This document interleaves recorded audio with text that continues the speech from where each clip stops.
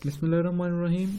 In this lecture, we are going to study the parallel operation of AC generators. In today's world, an isolated synchronous generator supplying its own load independently of other generator is very rare. As I already told you in class that the various generators or power plants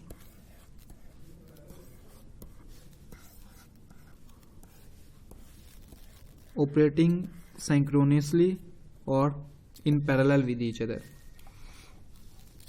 and only this kind of situation that only one generator is supplying load occurs in case of emergency, when there is the no supply from WAPDA or external supply. Then the emergency or isolated area for the rural areas which are very far from the cities or area that electricity will not be reached there, so the generators can supply load independently.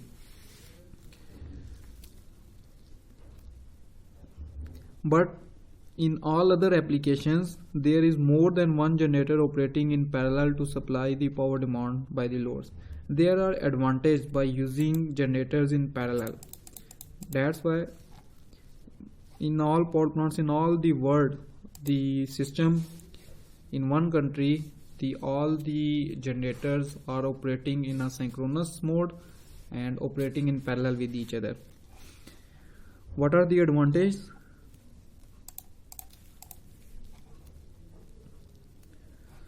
So first advantage is that several generators combinedly can supply a bigger load than one machine by itself. Number two, when more than one generators are in parallel, it increases the reliability of the power system.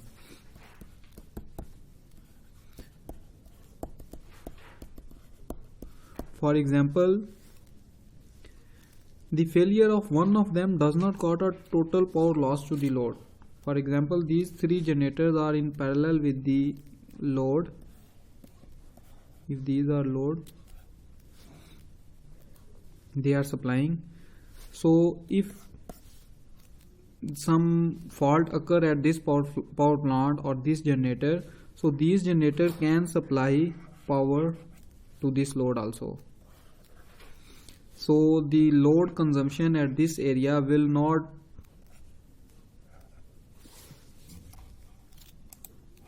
disturb by coming fault at this generator.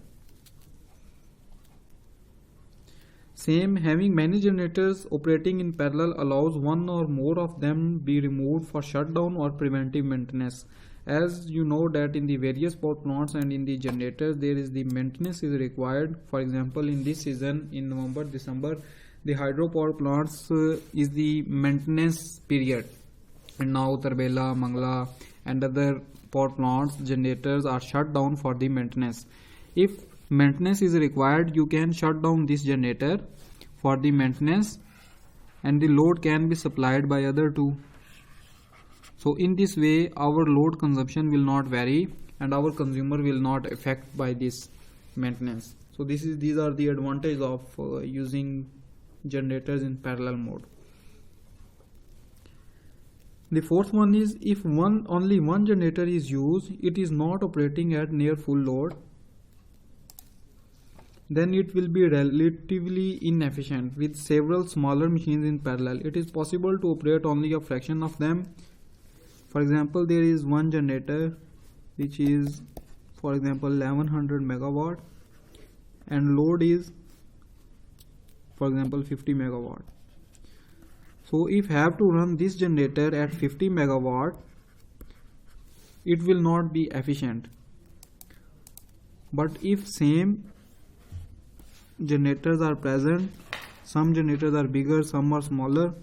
If this generator is 50 megawatt, this is 100 megawatt and load is 50, shut down this, run this generator at 50 megawatt at full load. So in this way efficiency will increase. In our country, this system is done by NPCC, National Power Control Center, which is controlling that which power plant have to be shut down and which power plant have to be run to increase the efficiency.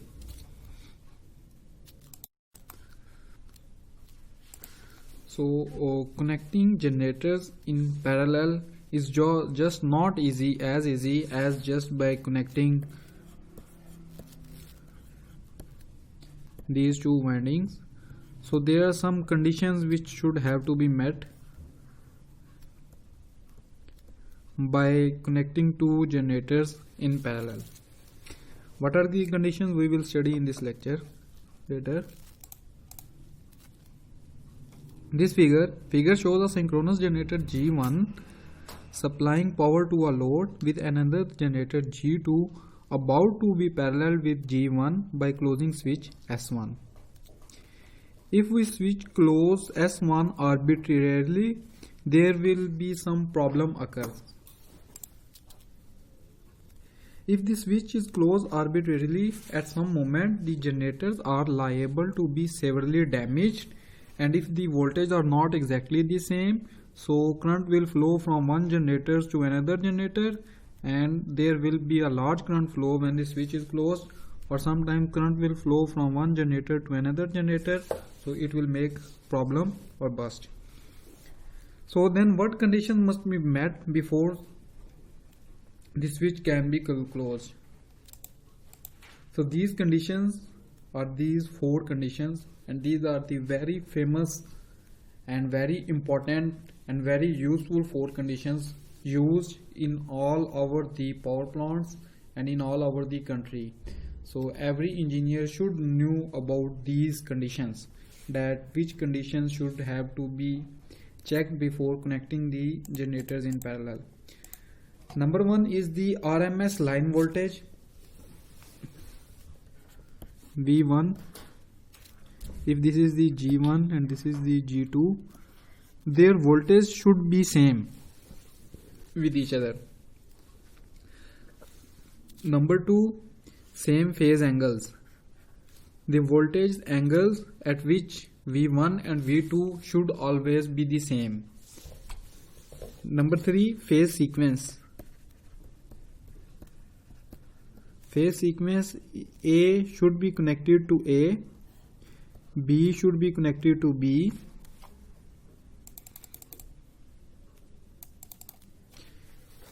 and C should be connected to C. And number 4 is frequency.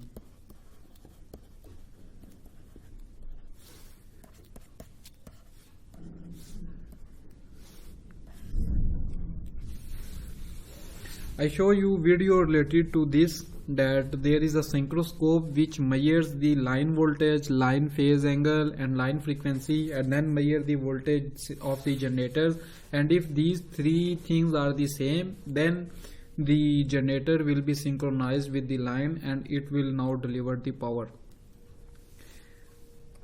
I showed this video in lecture, I think.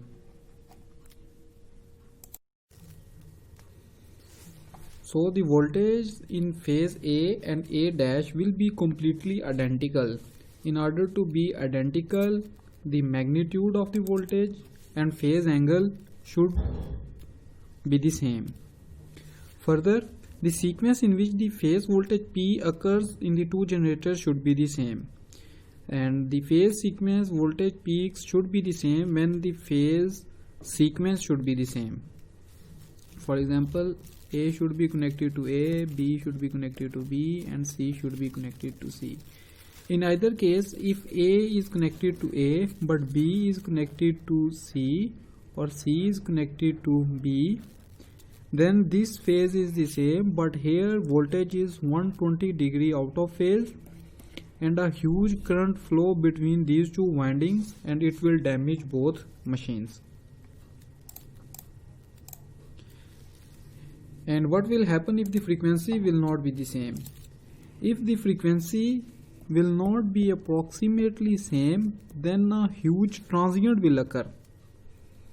Then a large power transient will occur until the generator stabilize at a common frequency. So frequency should almost be nearly or equal to each other. So general procedure for paralleling two generators can be described as: suppose that generator G2 is to be connected to the running system, this one as shown in the figure. So how this generator to be connected? In the first step,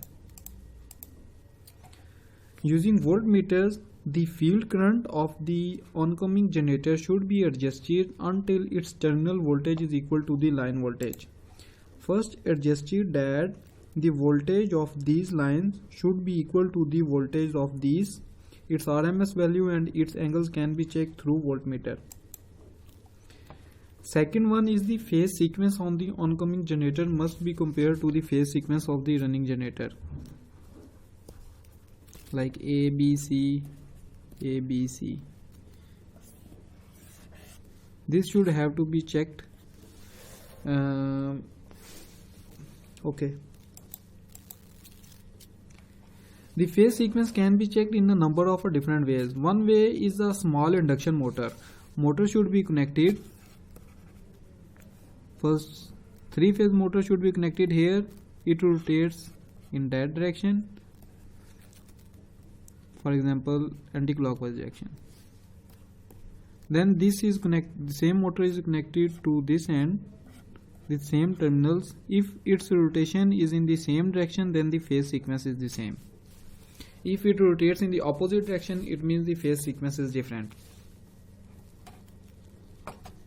Another way to check the phase sequence is the 3 light bulb method. In this approach, 3 light bulbs are stretched across the open terminals. In these terminals, 3 lights are stretched,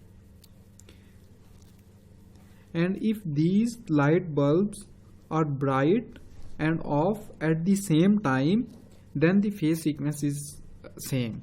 For example, here peak and here peak occurs at the same time at the A. At the B, the peak occurs at same time. At C, the peak occurs at the same time. So if these bright and dim at the same time, so it means the phase sequence is same. But if the peak occurs at the different time, so it means the phase sequence is not same. However, practically on in power plants, this is not adopted like a phase sequence. Like in our power plant, when we have to connect the 132 kV line to transmission lines. For example, this is A, this is B, this is C to tower. So how we can, this is for example if generator, if it is supplying 3-phase supply. So there is no method to connect and to check that how we can use the 3-phase induction motor there and how we can use these light bulbs there. Practically, we request to the ISCO or the transmission line in charge. This transmission lines will come under the boundary of ISCO or NTDC, National Transmission Dispatch Company. We send official letter to them that mark us the ABC. So they officially mark this is A, this is B, this is C. And for our generator, we already know that this is A, this is B, this is C. So for this connection, we can't do it immediately. For example, there is 132 kV line and it is also 132 kV line after transformer. So we can't do it immediately. We need a shutdown on this power plant, on this transmission line for around 8 hours or 9 hours so that this work can be done. So first sequence actual physically in power plants should be done at the first step. But here in book it is asking that first, like if small generators are to be connected or a single generators are to be connected, then this approach will be physical. Otherwise this approach is not physical. You can't do this in actual power plants. And this can be done during the erection phase. So now moving on. So now phase sequence can be checked. So at the end, The last step is to check the frequency. The frequency of the oncoming generator is adjusted to be slightly higher than the frequency of the running system, and this can be done by watching a frequency meter, and when the frequencies are close, then the switch should be the close. Then how one person can know that the two generators are synchronized with each other? First, the voice of the generator will change or noise of the generator will change, and second, from this, if you are checking phase sequence by this method, these light bulbs will turn off, because when these switches are closed, so there is no voltage across them, and now voltages are in phase and synchronized with the generator.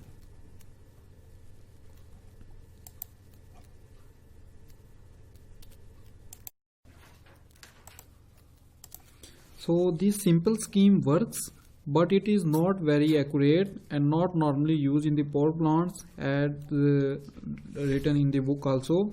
So a better approach is the use of synchroscope.